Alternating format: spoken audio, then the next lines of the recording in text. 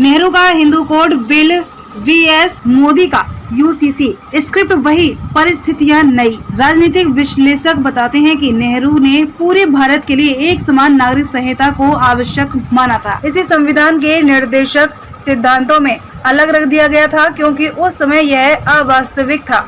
जवाहरलाल नेहरू लगातार अलग थलग महसूस कर रहे थे। फरवरी 1950 के एक पत्र में उन्होंने सरदार पटेल को बताया कि उनके साथी सांसद उनसे दिल और दिमाग से दूर होते जा रहे थे। उस समय नेहरू का दिमाग और दिल सामाजिक सुधार पर केंद्रित था, जैसा कि हिंदू कोड बिल द्वारा दर्शाया गया था, जिसने स्वतंत्र भारत में हिंदुओं के लिए आधुनिक धर्मनिरपेक्ष व्यक्तिगत कानून स्थापित करने की मांग की थी।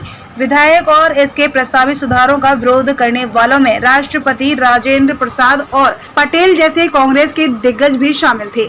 नेहरू बनाम अंबेडकर। हिंदू कोड बिल की कहानी इसके दो सबसे बड़े अधिवक्ताओं नेहरू और अंबेडकर द्वारा आधुनिक प्रगतिशील भारत के साझा दृष्टिकोण से शुरू होती है, लेकिन कुछ साल बाद कानून मंत्री के रूप में अंबेडकर के इस्तीफे के साथ संबंध बिखर गए और नेहरू ने इसे चुपचाप स्वीकार कर लिया।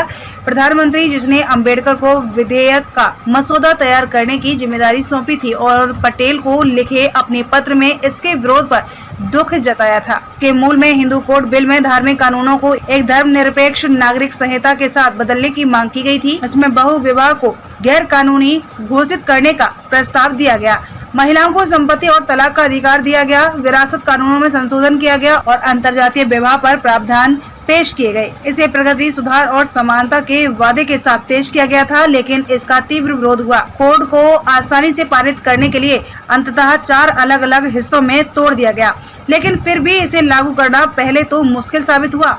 इस विधेयक पर नेहरू और अंबेडकर का मानना था कि यह नेहरू और संसद का कर्तव्य था कि विधेयक को उनके पूर्ण निर्विवाद रूप में पारित किया जाए, लेकिन नेहरू को पता चला कि उनके हाथ उनके साथी सांसदों ने बांध दिए हैं। नेहरू ने दिसंबर 1950 में अंबेडकर को लिखा था कि आप जानते हैं कि मैं संसद के माध्यम से हिंदू कोड बिल लाने के लिए कितना उत्सुक हूँ। मुझे इसे लाने के लिए अपनी शक्ति में सब कुछ करना है। उनके बीच तीखी निजी नोकझोंक हुई। अंबेडकर ने बार बार नेहरू से विधेयक पारित करने के लिए संसदीय सत्र बुलाने के लिए कहा, लेकिन नेहरू ने उन्हें बार बार बताया कि ऐसा क्यों संभव नहीं होगा। कुछ वर्षों में नेहरू का आत्मविश्वास भी कम हो गया।